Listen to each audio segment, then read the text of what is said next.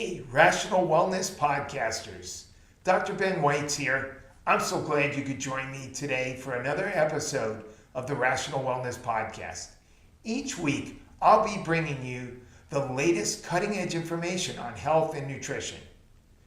In this media-driven world, it's easy to be confused about what's true and what's not. I'll cut through the conflicting headlines to bring you clarity, to help you optimize your health and maximize your life. Please subscribe to the Rational Wellness Podcast on iTunes, Stitcher, or YouTube. None of the information in this podcast is intended to diagnose any condition, and this podcast is not intended to substitute for going to see your medical doctor and getting sound medical advice. So let's get started on your path to better health.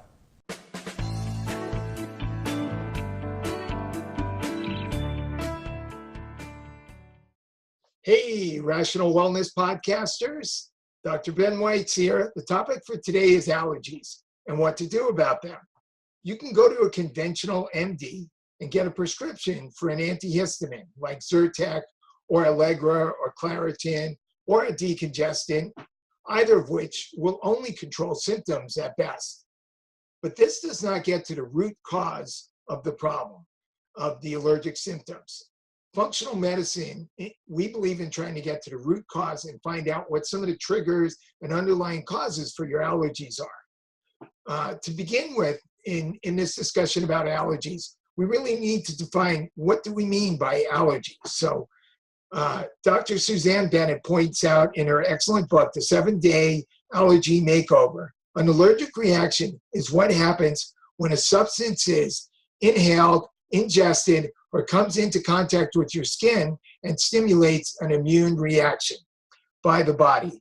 And these reactions are often subtle and delayed. So now, oh boy, okay. Let me just do that last paragraph again.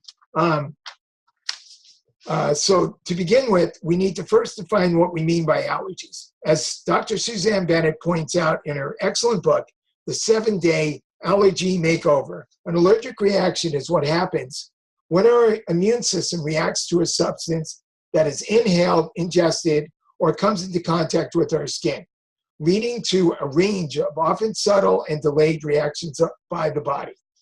So these substances include mold, pollen and grass and trees, dust and dust mites, foods, heavy metals, and chemicals and toxins. And so now I'd like to introduce Dr. Susanne Bennett, who's an internationally recognized natural and integrative doctor with over 27 years of experience in the fields of allergies, clinical nutrition, methyl genetics, and anti-aging. She's the author of a number of best-selling books, including Mighty Mito, Power Up Your Mitochondria for Boundless Energy, Laser Sharp Mental Focus, and a Vibrant Body, and the 7 Day Allergy Makeover. Dr. Susanne is the host of Wellness for Radio, Wellness for Life on Radio MD and iHeartRadio. And her show is devoted to sharing the best health strategies and providing easy to implement tips to improve your life and start feeling better today the natural way. Dr. Susanne is also CEO and founder of Purogenics, a skincare company dedicated to creating non-invasive products and cutting-edge formulations to help prevent premature skin aging, rejuvenate, and restore optimal skin health. So, Dr. Susanne. Hey, Ben. Dr. Ben. What an end. Thank you so much. Thanks so much for asking me to be part of your cool podcast. So excited for you. That's so great. And thank you for joining me. So as a chiropractor, how did you get involved with treating allergies? Now, I've been a chiropractor for many, many years, over 27 years. And, in the beginning of my practice, I was actually a sports medicine doctor. I think, in fact, Ben, you and I went to the same certification, chiropractic sports physician certification for that 1 year. Yes, I think that is the CCSP program. Getting our CCSP together, yes. But you and I actually didn't become friends until later. and which is so nice because we, as functional medicine doctors, we always like to learn more things from each other. Yeah. And so what I did was basically, when I was a sports medicine doctor, I actually had my son was born 7 years into my practice at a sports medicine, a lot of rehab, a lot of physical therapy. I didn't do much about allergies at all. Right. But when my son was born, sure enough, within 3 to 4 months of his life, he had severe allergies, little by little. Everything started bugging him. You know, he had runny nose constantly. He had terrible mucousy, loose stool. He started getting rashes from head to toe. And we just didn't know what it was from. We just thought that, you know what, my husband had some allergies growing up. I had a little bit of gut stuff growing up too. So I thought maybe, you know, he got the brunt of it. But the truth of the matter is, it was really everything that we were feeding him and the environment that was triggering all of this. What ended up happening was that it got so severe, he had anaphylactic reactions, and he ended up being one of those childs that I had to like hover over him. I was those helicopter mom, you know, hovering over him constantly. It was horrible because so many times he ended up having to be in the hospital because he couldn't breathe. He had a lot of distress, respiratory distress, asthma, and at times anaphylaxis. So he had severe anaphylaxis to mold, to dairy, all kinds of things that, you know, most people don't have any troubles with. But it ended up being that all the drugs and all the creams and everything that ended up happening with the doctors, and they did their best, it just wasn't enough. At least it wasn't enough for us because we were only at that time dealing with the after effect, meaning we weren't preventing the condition. We were actually only masking the symptoms. Whenever he get into a hive reaction, I'd give him all the cream for his skin. Or whenever he had an asthma reaction, we'd have to do an albuterol or the breathing treatments or any kind of prednisone so that it'll relieve him from these symptoms. And it just got to the point where I knew it was getting worse, really worse. And I think that the thing that really tipped it over for me and for my son, of course, was when he had cerebellar meningitis after getting an MMR and chickenpox vaccine. There were 2 vaccines that he got one day from the doctor, and I just knew in my heart it wasn't right for him. But you know what? Back then, I gave vaccines. You know, I allowed it, and I thought it was okay because I had tons of it. My husband had of it. And I didn't know as much about natural medicine and natural healthcare. So what ended up happening was I just said, you know what, we can't do this anymore. Cody's going to be even sicker as we go along, as we get older. So I went into basically learning everything about allergies. I went to the American Academy of Environmental Medicine. This was in 1996, many, many years ago. And in 1996, I was the only chiropractor who ever took the classes in the American Academy of Environmental Medicine module group. These are all for medical doctors, but I learned so much from these doctors, Dr. Doris Rapp and Dr. William Ray, all of these different doctors that were all into the health and the natural way of helping allergies. That's how I found out the root causes. So little by little, we started eliminating all the things that were in our environment. What we had in our kitchen and in our bathrooms and in our refrigerators every single day, things that I was giving to Cody that I thought was normal for him for food, we just ended up having to eliminate. And that's how I basically little by little put together all the different tools and strategies that I've actually put into the 7 Day Allergy Makover. So everything that I started implementing with my son, I started doing it, in fact, with my patients. You know, everyone has allergies, and everyone has symptoms and reactions. And my definition of allergy is much broader, you know, than the average medical doctor who looks at what an allergy. And if we want to get really technical, when we look at allergies, there's the IgE allergy. It's an allergy response by the immunoglobulin E, and that's more of a hypersensitive, so that you see those individuals when they have runny nose, itchy eyes, sneezing, anaphylaxis, that in fact is an IgE reaction. That's an allergy. But I also look at more of the sensitivities, because we can have a delayed 24-hour delayed when you eat some food, you don't even know that you're sensitive to it, and it comes out later. And it could be later as in you have a headache, or later that you have a rash coming up, later that you might even have some bowel issues. So I look at other forms of sensitivities and even intolerance, food intolerances and things like that. So I kind of like put it all together and I group it all together. And if you have any severe allergies, obviously you have to stay on those foods. But with my 7-Day Allergy Makeover, I found all sorts of different foods that are typical. And if you end up taking yourself and not having those foods, you end up having a lot less allergies. And I'm even including inhalant allergies. I'm a believer, after seeing hundreds and thousands of patients, that if you fix the gut allergies, then your nasal and sinus allergies get better. Then your skin allergies get better. Then a lot of the symptoms that I call hidden allergy symptoms, like migraine headaches, like reflux, like a joint pain, any forms of reactions, to me, that are hidden symptoms, hidden allergy symptoms, and that can also be readily cleared up by dealing with the gut first. And that's why in day one of my 7-Day Allergy Makeover, I talk about nutrition. Right, that's great. And I totally agree. You got to look at the gut first. If you don't have a properly working digestive system, you can't absorb nutrients, nothing's going to work right. So what do you see? What are the most common allergies and sensitivities that you see regularly? Well, most of my patients either come in, they're either one or two, mainly, when it comes to allergies. Mainly, number one is food allergies. You know, they tell me that they can only eat 12 foods a day and that's about it. Or they come in and say, you know what, I don't know why, but whenever I eat such and such, I end up getting an allergic reaction, or I end up having these symptoms.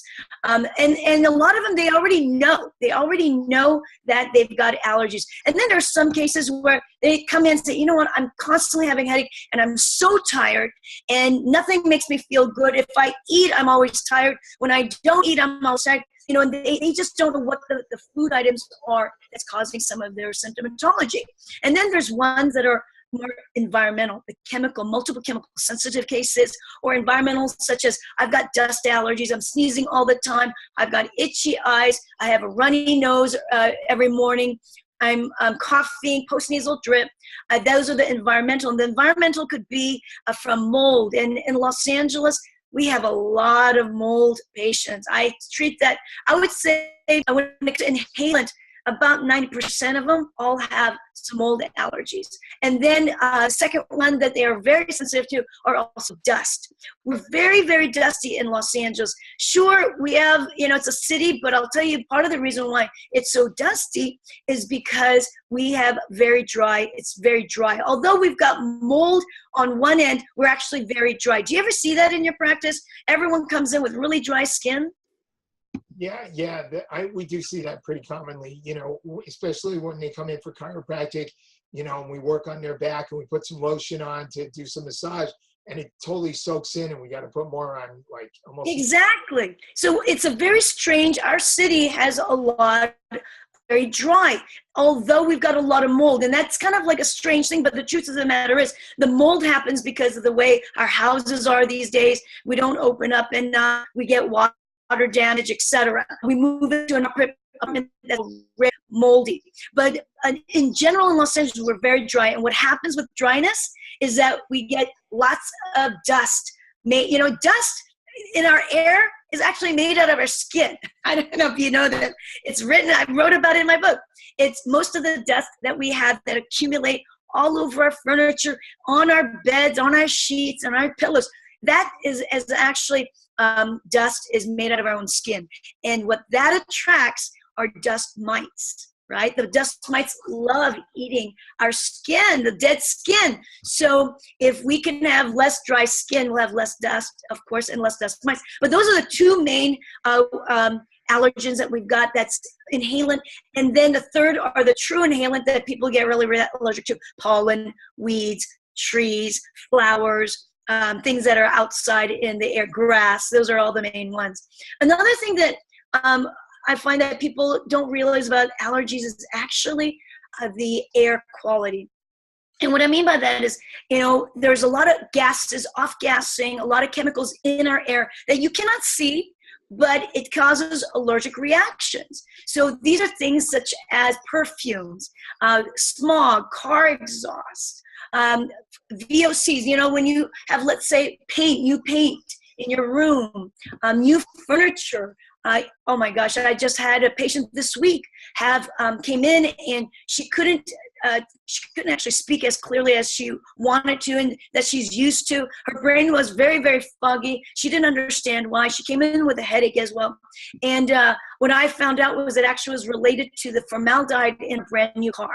So it's super important that you end up, if you want to really take a look and find out the reasons why so many people are having these symptoms, you got to take a really good intake and be a very good allergy detective. So I ask a ton of questions, and I have a history intake asking all sorts of questions. In my book, there's an allergy sensitivity checklist, and that you can check, and you can ask there's a lot of questions on that list. I should say things that you want to know about on different body parts that indicate that may be an indicator that you're actually suffering from allergies. Yeah, so that's a pretty disgusting thought, Dr. Susanne, that the dust is made up of flakes from all our bodies. Better not tell Howie Mandel that. Yeah. So that's some really interesting information. So, you know, in your book, The 7 Day Allergy Makeover, by the way, I really enjoyed your book. And, you know, I've been reading a lot of books that doctors write, and sometimes they just write a book to get a book out, and it's almost like somebody else wrote it for them. And, you know, they may be interesting doctors, but you read the book and it's like almost worthless. And your book really has really good, detailed, interesting information. Every chapter is really worth reading. Thank you. Thank you so much, Dr. Ben. So in your book, you go over the 7 most common food allergies and sensitivities. And so what are these 7 most common? Right. You know, these 7 are from my own experience, Dr. Ben, what I've seen it with my patients. And I've seen, like I said, hundreds and thousands.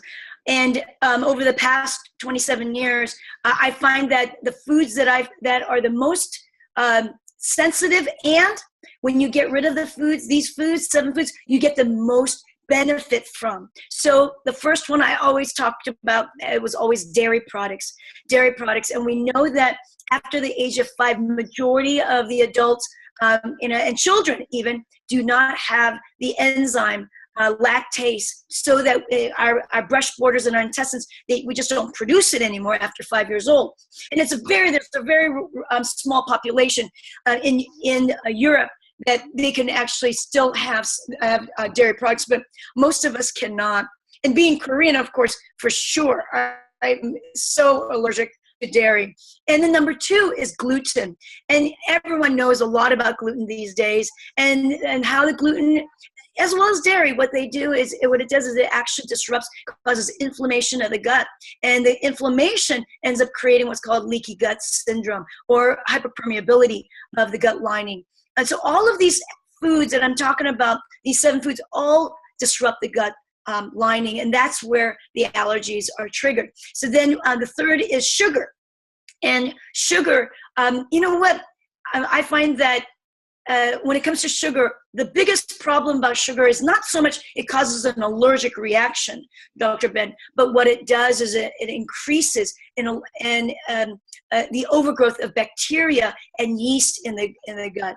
And there's special kinds of sugars that in my book I talk about. Those are called fermentable carbohydrates. And those fermentable carbohydrates, if you've got an overgrowth of bacteria and yeast, which a lot of us do because we love sugar, because sugar ends up feeding them, then what ends up happening is that these fermentable carbohydrates, because we don't have the enzymes to digest them, and they're called, the technical name are polyols and fructans, galactans.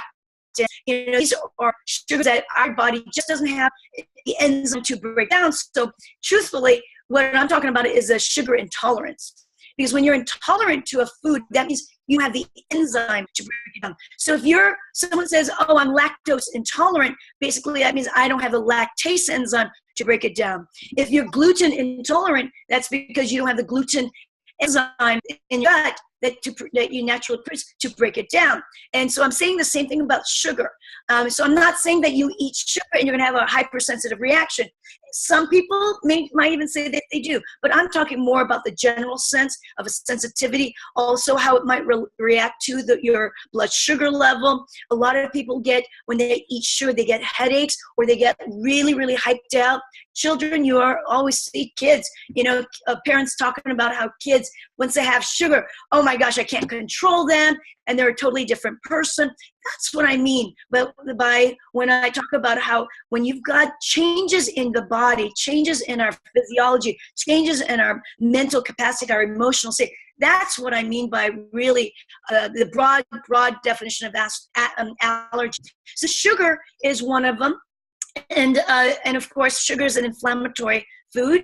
And then number 4, this is something that people don't talk about a lot, and it's moldy food. What I mean by moldy is food that you might eat that might be contaminated with it. For instance, if you eat a lot of cheese and you know that blue cheese, the mold is called Penicillium roqueforti, and that's something that you can be sensitive to. So you could also have mold in dried fruits, in packaged foods, on fruits and vegetables that's been sitting around for a little while. And many of us, have experienced this in our refrigerator. We forget to, kick out that bag of broccoli, and then you end up looking at it, and there's definitely mold in there. And sometimes we go out to restaurants, and often these restaurants, they don't wash the veggies very well. So you end up eating some kale salad that's loaded with mold. That can cause a triggering reaction. A lot of people, come in saying, you know what, I've got a strawberry allergy, or I've got a nut allergy.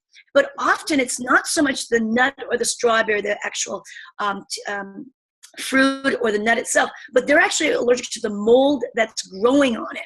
So a lot of people have peanut allergies, a lot of people have cashew allergies, and those foods naturally have higher levels of mold. And then what else? Alcohol. I'll tell you, Dr. Ben, alcohol is a tough,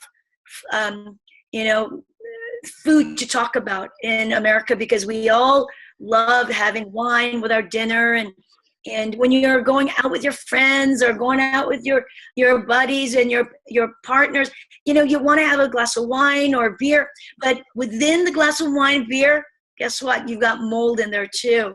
And people do have alcohol sensitivities, and you don't even have to drink alcohol, in fact, to have the reaction of alcohol. Have you ever heard of a syndrome where you end up having dysbiosis in the gut, and you can actually create your own alcohol, and it's called an auto brewery in the gut?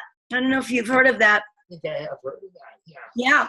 Yeah, and so if you eat too much sugar or too much fruit, and you're someone that loves moldy, mold and cheese and different foods that actually have mold in it, you can actually brew your own, and that means brewing your own alcohol. And so often people say, you know what, I don't know what it is, I still have a hangover feeling in the morning, and I'm tired all the time, and I've got this headache, and I don't feel good, I didn't even have any alcohol. Well, sometimes it's because you're actually brewing too much ethanol in your own gut.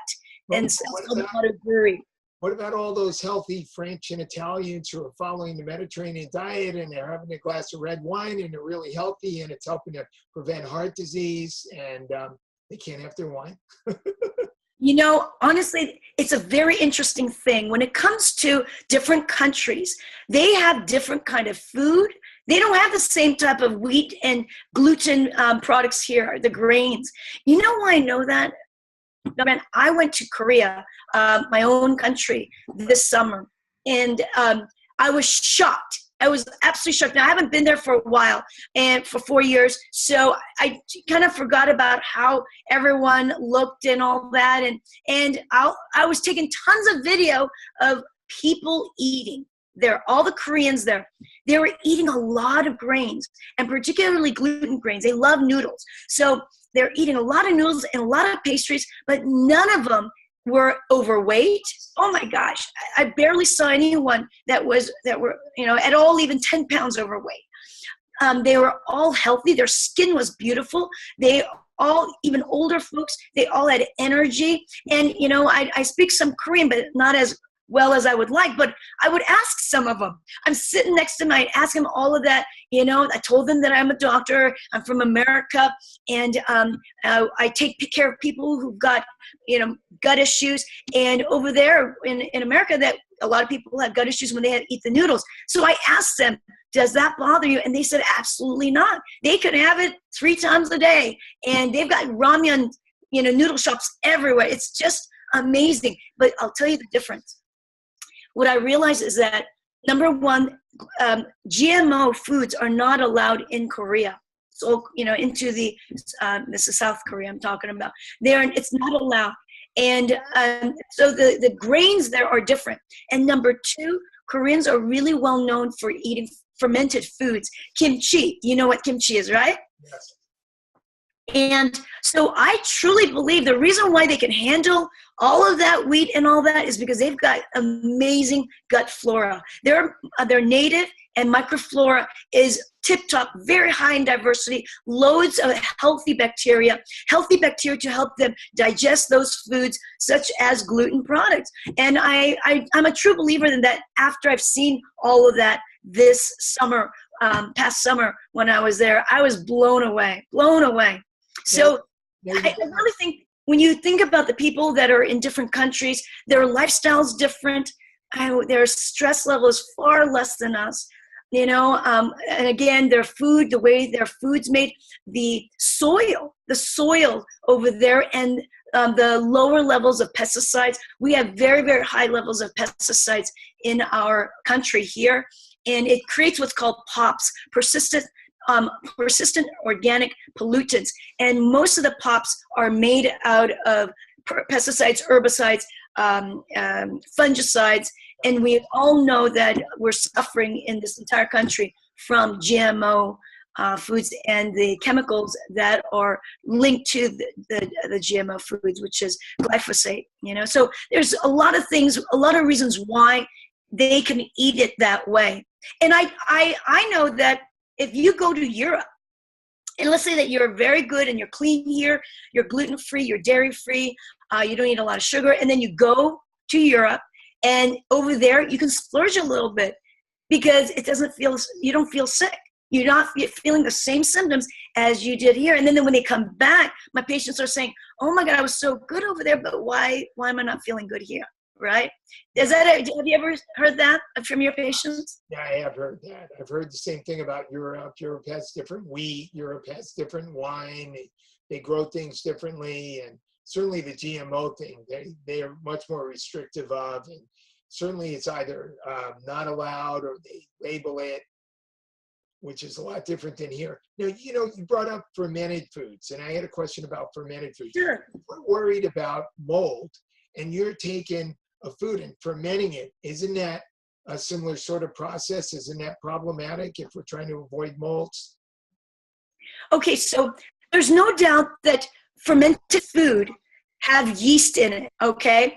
And you could consider it mold, but this is food yeast rather than mold spores such as penicillin, Aspergillus, Cladosporium, Stachybotrys. These are all spores that are in the air. It's different from molds that might be growing in actual fermented foods. Now, how many times did you have to repeat Stachybotrys till you got to say that one properly? Okay, say that again. The last mold you mentioned, the Stachybotrys, that flew off your tongue so smoothly. That's a tough word to say. It's a tough word, but I've been working with Stachybotrys for many years. I mean, one of the things that I ended up becoming was a mold specialist. Oh. So with my patients with mold, I actually have a complete detoxification cleansing system, and I even have people that are, and they don't work for me, but I worked closely with them for them to clean out my patients' homes. This year alone, I must have helped at least 20 to 22 patients clean out their home, and some of them had to move out because their environment was so toxic. Some people don't believe it, and then once I start telling them, okay, let's grow it. You know, there's a really there's a way you can go to immunolytics immunolytics.com. It's you can just buy these mold plates, and this is the cheapest way for you to see. And I even believe Home Depot carries them, but I like Immunolytics. I like that company only because they will tell you what's growing if you send it back. But you can get these mold plates. You leave it out in various areas in your room strategically. Of course, one in your bedroom, kitchen, let's say, in your living area, and then in your bathroom. And then you leave the mold plate open for, I like 2 hours. And after 2 hours, you close it up. And then you could actually grow it yourself. Just leave it in an area where it's nice and cool and don't touch it. And you're just going to be able to see all these different molds growing. Obviously, if you've got a clean house, you're going to have a lot less.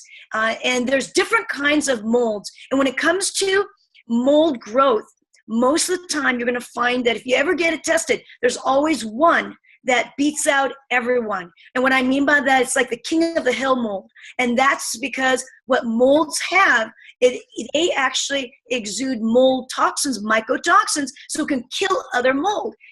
They're very, very smart. So it's super important that you figure out what's the most toxic mold that you've got in your environment. And Stachybotrys is that black mold, and the black mold is the one that you want to make sure you don't ever want to go back into. You want to clean it out as best as possible. And I'm someone, if I had Stachybotrys in my house, most likely I would probably sell it. I would not want to be in it because of the dangers of it and how the toxicity of the mycotoxin will affect your level of brain, and it could affect your heart, it could affect your liver and cause severe diseases. And who wants that? It's not worth it to me. Yeah, it's interesting. You know, I think one of the reasons why some people are skeptical of the mold thing is because all our homes have some mold. You walk outside your house, there's mold. I mean, you get one of these new front load washing machines. Do you have one of those? No way. I would never have a front loader because of how much mold. Of course, that's good that you mentioned that. It is so, the front loader is basically, it's just a heaven for mold because it's always damp. So it doesn't make sense. And I would, if I had a front loader, I'd sell it and, you know, or give it away and then get a new one. And it's a top loader. It's so true. There's no doubt that we have mold, Ben. Reactions. What's that? But there's a lot of people have mold in their homes and never have any reactions to it. They may not have the reactions that you and I are familiar with. They might not have the runny nose, the itchy eyes, things like that. But some of them actually have an immune deficiency. And the main symptoms, every symptom out of all of the different ones from mold, I'd say across the board, everyone has their fatigue, they're tired. They don't feel rested. They don't sleep well. They've got anxiety. You know, anxiety is actually a hidden symptom, allergy symptom that I call hidden because obviously, you know, people can have anxiety for many different reasons. But when you've got mold toxicity and when you're exposed to mold, anxiety is one of them, as well as insomnia. Itching on the skin. Some people say, oh, it's just my eczema. I never, you know, it comes and goes and it's not a big deal. But could be from a mold. You could have even, like we're saying, like headaches, but you can have fibromyalgia, like muscle aching from mold toxicity because of the mycotoxins. You could, let's say, even remediate and get rid of the mold out of your environment. But if you don't get the mycotoxins out of your body, see, mycotoxin is a chemical. It is not living. It's actually a substance, a chemical, and it's a toxic chemical that binds to fatty tissue. So number one, brain is, you know, fatty. So of course it'll affect our brain function. Liver, kidneys, these are all fatty areas, and it will disrupt the function of these organs. So mycotoxic, mycotoxic effect is something that I treat, you know, very, very seriously. And we do in my office a systematic cleansing, detoxification, and pulls it out through the kidney, but also mainly through the gut. I like to pull it out through the gut, utilizing different types of binders, different types of nutrients that actually clathrate. Clathrate means like it binds around the mycotoxin. There are nutrient supplements that you can take to bind it, and then it goes through the liver and dumps it out through the bile. And then once it goes into the bile, into your gut, you want to be able to absorb it so that you don't get recirculated back into your portal vein and back into your blood system. So we have binders for that. So there's a very important systematic way to get rid of mycotoxins. So it's important that people recognize you've got a lot of mold. And so eating mold is different from smelling mold. You could eat the same type, but if you have fermented foods, those are more foods that are with bacterias, right? Fermented is mainly healthy bacterias, and in the healthy bacteria, often there are some yeast, but they are not toxic yeast. They're not food. They're not harmful to your body. I would tell you something though. In the beginning of my 7 Day Allergy Makeover, I asked people not to have fermented foods right away because it can cause a disruption in the gut.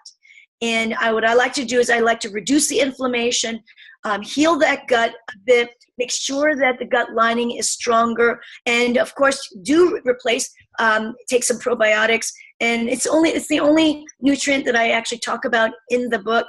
But I'm a big nutrient believer, supplements and repletion of nutrients so that your cells work its best ability to make energy and ATP so that you can heal your body and get rid of any of the toxins and the particulates that might be sitting in your lungs if you've got inhalant allergies, but also in the gut. You've got to heal your gut. That lining needs a lot of nutrients, including glutamine and vitamin B and vitamin C and as well as CoQ10. There's a lot of ingredients necessary. So it's important that you follow a step-by-step program, which is what I put in the 7 Day Allergy Makeover. Now, I forgot to tell you, there's 2 other foods, Ben, in that 7, and those 2 other foods are the typical allergies that a lot of people have, and it's to egg allergy as well as to the peanut allergies. So those are the more severe allergies that you want to stay away from. Great. So, in your section where you're talking about mold, you mentioned in particular peanuts and cashews. Something about those nuts versus other nuts like almonds that makes them more problematic? Oh, absolutely. So if you ever look at what a peanut, it's actually it's from the pod. A peanut is not a nut. When I look at a nut, a true nut is when it's in the middle of a shell. Macadamia nuts are shell-based, almond, walnuts, pecans, filberts, right? That's all very thick shell. That's a nut. And what the nut is actually the inside of a fruit. So if you look at an apricot, for instance, and you've got that apricot seed, if you cut open the seed, it actually looks very similar to an almond, if you ever look at it. Anyway, that's what a true nut is. But a pecan and a cashew, peanut and a cashew, they're made from pods. They're like a legume. If you look at the way they are picked, when you pick them from a plant, it's more like a legume. So they're more wet. So when you have a legume and it's like let's say like a pea pod, right? It ends up being wetter. There's wet. So when they dry it, just the process of the drying, let's say, ends up having more mold growth. Naturally, there's more mold. And the mold growth that's very common is called aflatoxin. Well, I should say aspergillus mold. Aspergillus produces aflatoxin. And a lot of people know what aflatoxin is. And that's the toxin from aspergillus strains. So that's the reason why peanuts you want to stay away from. Cashews are the same. It's tough to find cashews that are not completely free of mold, although they're so tasty, aren't they? Have you seen in the news recently that there have been some papers recently about trying to decrease kids having peanut allergies, and now they're actually proposing giving small amounts of peanut extracts to very young infants. What do you think about that? Yes, that is absolutely correct. And I believe that the study was done in Northern California. I've got which hospital, but what they did was they found that if you did give, it's almost like a homeopathic dosage kind of a thing, you know what I mean? It's fascinating, and it's called immunotherapy, and they actually give the antigen to them. And sure enough, you have to do it at the hospital so that if you have a reaction, they can control it properly. But that's what they're finding, that, and it's working well. Interesting. Great. So each one of your chapters of your book, we could spend, hours on. Oh, I wanted to mention one more food. You mentioned berries. You're going to take my berries away? Oh, your berries. Well, I'll tell you, the berries, it's only the berries that's been sitting in a container for days and days. And if there's one berry there, that means the entire berry is loaded with mold. If one berry is, like, say, white, often what we'll do is, let me just take this one out. And then everything looks pretty good, and I'll just wash it. It costs $6.99 for this little package of berries. I know. I'd say that the berries are tough. So what I do in my practice, I actually, this is what is my book, in fact. If you read up on how to wash your berries, I use vitamin C crystals. Yes. Yeah, you talk about washing all your vegetables. Yes, and vitamin C crystals are wonderful because what it'll do is it'll neutralize the mold. I've done this many, many times. I've been probably washing with vitamin C crystals for just about 20 years now, because that's how I help my son. My son had the most severe mold allergy, and even a little bit of it, he would go into anaphylactic reaction. So it's super important for us to keep it very clean. Now, I want everyone to know that this is only the beginning of helping you get rid of your allergies. Now, and then what I mean by that is this. There's schools of thought, of course, eat dirt. If you've read those books all about making sure that you get a diversity of all the foods. You don't have to have it so clean. I'm not talking about I'm talking about individuals who are hypersensitive to mold. Those are the type of cases I see. All of the ones that are really severe are the ones that come into my practice. And so that's how I found to help them remediate some of the moldy foods that they might have. I'm someone that loves greens, and I love arugula, but the only way I'll eat it is after I've washed it with vitamin C crystals. And what's nice about that is that because vitamin C is an antioxidant, it actually prevents the greens of spoiling quickly. More often than not, when you get these greens, you put it in the bag, you leave it in the refrigerator and not wash it, obviously, until you're ready. But most of the time, within days, it'll start to go get spoiled. But if you wash it with vitamin C crystals and you soak it about 10 minutes with a teaspoon of it in a big bowl, and then you rinse it really well. You use a salad spinner. This is all in the book, by the way. You use a salad spinner, take all the water out, put it in a glass container, all your greens, and then put a little paper towel on top to collect the extra moisture. It'll last you, no kidding, 5 to 7 days. And it's crisp and tasty, and there's absolutely no slime and mold, It's the worst when you go to a restaurant and you ask for salad and you take a bite of it and it tastes like mildew mold. I can't stand it. That's such a great tip you shared with us, Dr. Bennett. Thank you. Let's see. Do you ever do food sensitivity or food allergy testing? So in my practice, I believe that every one of my patients, whether or not they are actually telling me that they've got dairy allergy, I like them to get off of those hyper-inflammatory foods, because when they come to see me, they all have chronic illnesses. I rarely see someone there are in the best health, and they just want to continue. Once in a while I'll have that really amazing person that have been taking care of themselves really well. They're already dairy-free and gluten-free, but I rarely get that. In my practice, I see high allergy cases, pediatric cases. So I've created a food checklist, and this checklist that I've created, I've had for many, many years. I've from all the patients that I've had from the clinical experience, it's in the book, and I can actually help your audience, whoever's listening. I'll give you a link that you can share with your people, so that then they can, grab this. It's a free list. If they want to download it, they can download it and have it on their refrigerator door. But I'll tell you, I also, in my practice, I use muscle testing.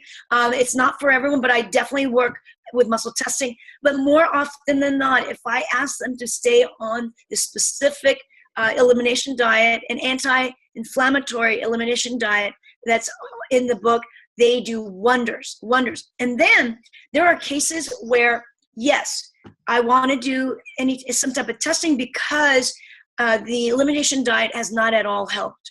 The symptoms have not changed. And I usually find if it's going to help, it's going to help within 2 weeks.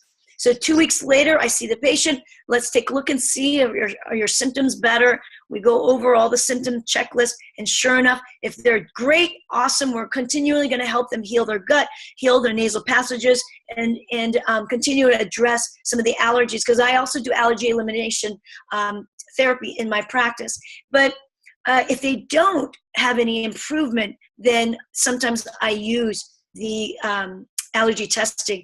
And I think that across the board, Cyrex would probably be the best bet, because they actually double test it.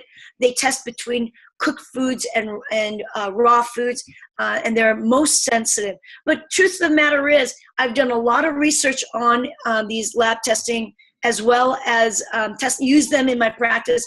And 50 to 60% of the time, you get a lot of false negatives. And then 50 to 60% of the times, you get a lot of false positives. For instance, I've had cases where patients said, you know what, this test, they might have brought it into me. The test shows that they might have walnut allergy, which is like a +4.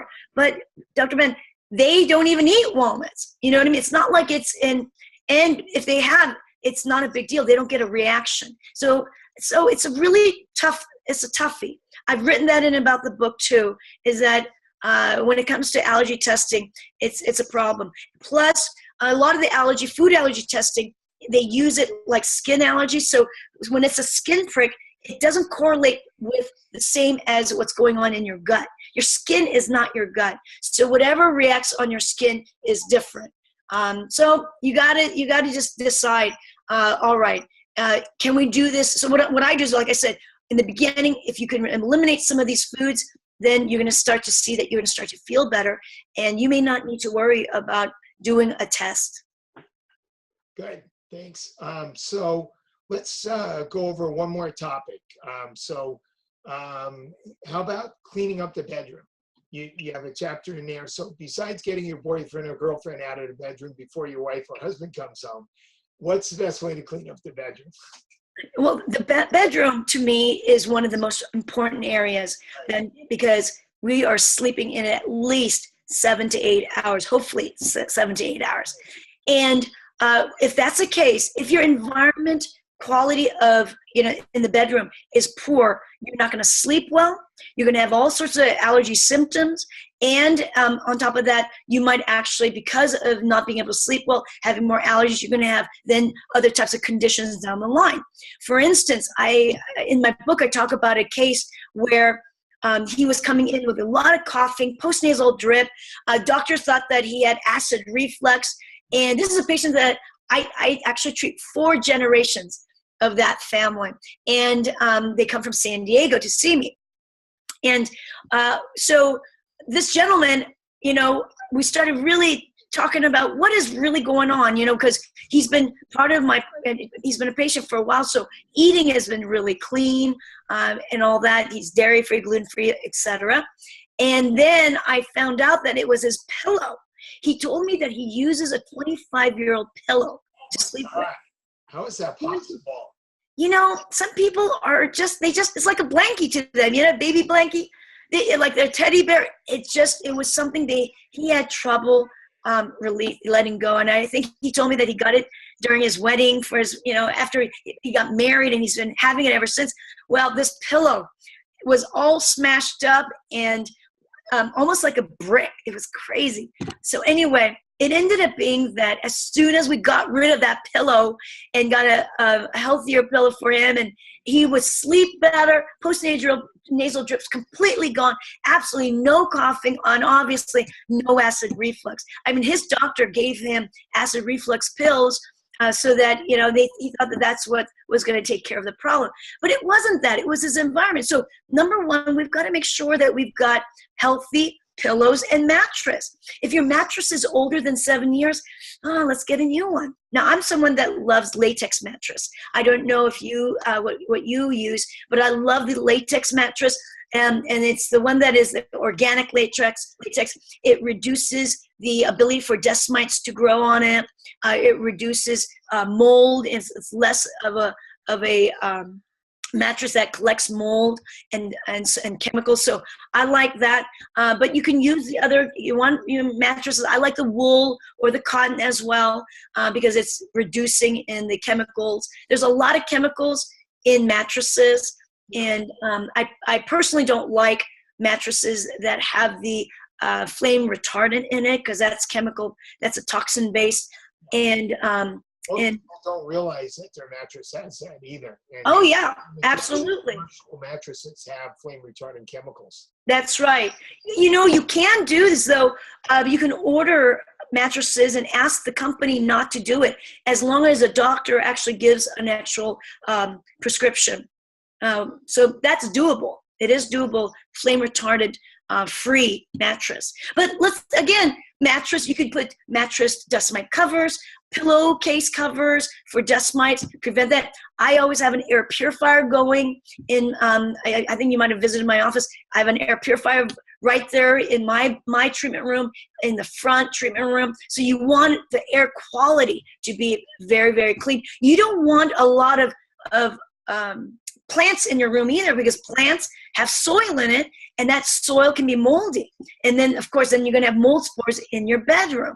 I also make sure that, during the day you can open it up, but definitely don't open up the windows. Don't open it up during pollen season, spring and fall, which is weed season. But the truth of the matter is, when it comes to our environment, the allergies can bother you, inhalant allergies, all year round, because spring is pollen, summer is grass, fall is weeds, and then winter is mold. So you can be having inhalant allergies and sensitivities all year round.